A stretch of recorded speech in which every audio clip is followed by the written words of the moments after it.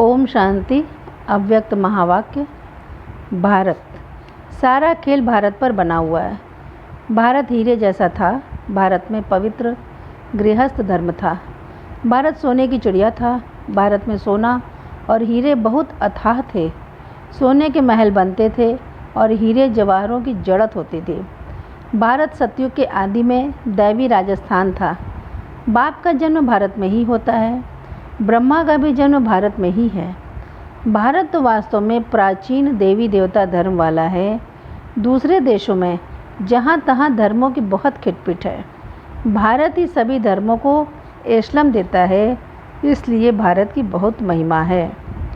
भारत स्वर्ग था, अब नर्क है। बाप को स्वर्ग बनाने वाला वाह स्वर्ग का रचयिता कहा जाता है। महिमा भी भारत की है। एक ही भारत है जिसमें पावन राजाई देवताओं की थी। भारत में पवित्रता थी, बड़े साहूकार थे। पहले भारत 16 कला संपूर्ण श्रेष्ठाचारी था। यथा राजा रानी तथा प्रजा स्वर्ग में सदा सुखी थे। भारत पारसपुरी था, बहुत बहुत धनवान था।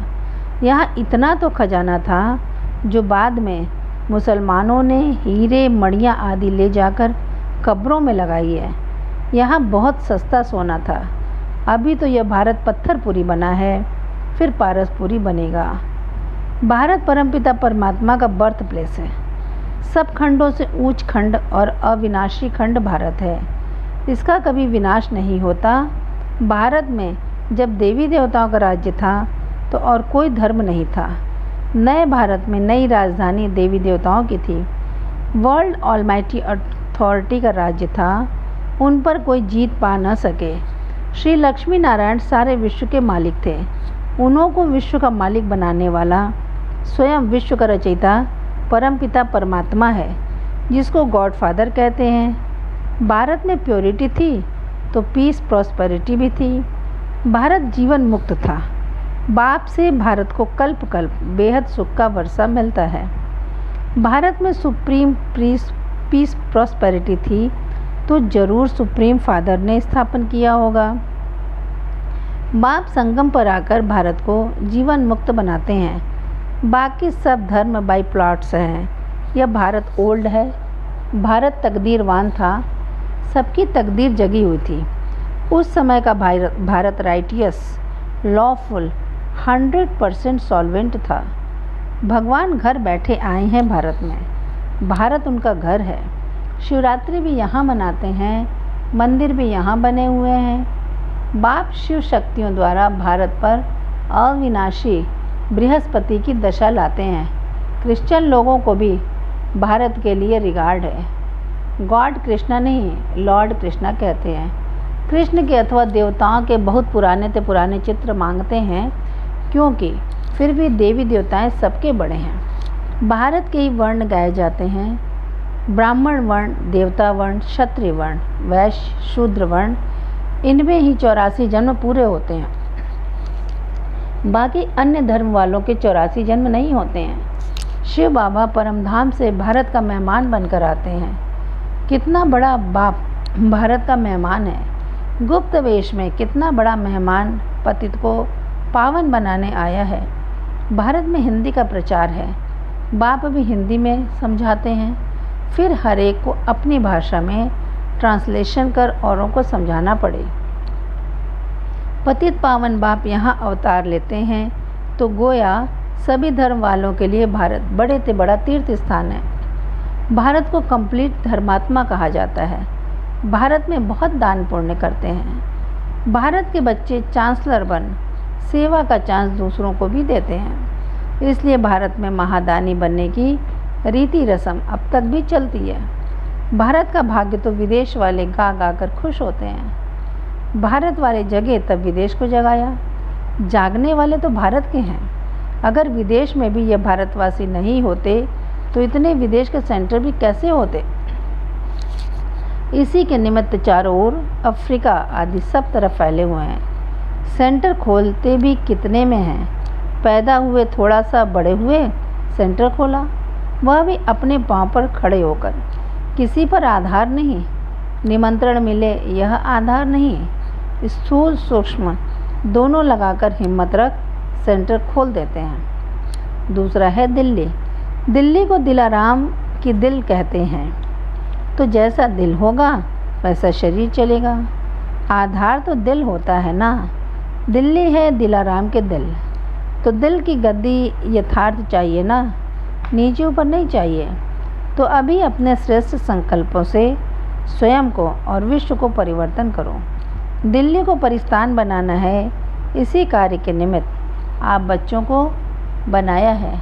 बाप बच्चों को आगे रखकर खुद बैकबोन रहता है। तो सभी इंतज़ार कर रहे हैं कि दिल्ली परिस्थान बने और हम उसमें जाएं। तो इसके निमित्त तो दिल्ली वाले हैं ना, चाहे सर्व के सहयोग से हो, होना ही है। अनेक बार ये निमित्त बनने का पार्ट बजाया है, अभी तो सिर्फ रिपीट करना है। तो अपने श्रेष्ठ वाइब्रेशंस द्वारा, शुभ कामनाओं द्वारा, शक्तिशाली सत्व प्रधान वाइब्रेशन द्वारा प्रकृति और मनुष्य आत्माओं के वृत्ति दोनों को चेंज करने की सेवा करो। दिल्ली को परिस्थान बनाने के लिए विशेष तो माइक तैयार करो जिसमें मेहनत कम और सफलता सहज हो। एक द्वारा अनेकों को संदेश मिल जाए और कार्य में भी सहयोगी बने। जितना जितना निमित्त बनते हैं उतना कार्य में भी सहज सहयोगी हो जाते हैं। तो अभी यही लक्ष्य रखो कि भिन्न भिन्न वर्ग के ऐसे माइक तैयार करें जो वह स्वयं ही अपने अपने वर्ग के निमित्त बन जाएं। दिल्ली से जो माइक निकलेगा उसका आवाज़ बुलंद होगा। दिल्ली का माइक ऐसा पावरफुल होगा जो वर्ल्ड में आवाज़ फैला सकेगा। माइक तैयार करने के लिए एक ही समय पर 3 प्रकार की सेवा चाहिए। जैसे कोई भी बहुत होशियार, चाहे योद्धा हो चाहे आतंकवादी हो, कोई बड़े को पकड़ने के लिए चारों ओर से उसको पकड़ने की कोशिश की जाती है, तो यह भी एक ही समय पर मनसा से, वाणी से, संबंध संपर्क से, वायुमंडल से चारों ओर का घेराव हो, तभी ये विशेष निमित्त बनने वाली आत्माएं समीप आएंगी। तो श्रेष्ठ वाइब्रेशन से उन्हों को समीप लाते रहो। वाणी से समीप जाने का तो समय कम मिलता है, लेकिन वाइब्रेशन वायुमंडल बनाने की सेवा सदैव होनी चाहिए। दिल्ली वालों को तो बहुत काम रहता है, करना है। अगर दिल्ली में आवाज़ बुलंद हो जाए तो विश्व में तो बहुत जल्दी हो जाए।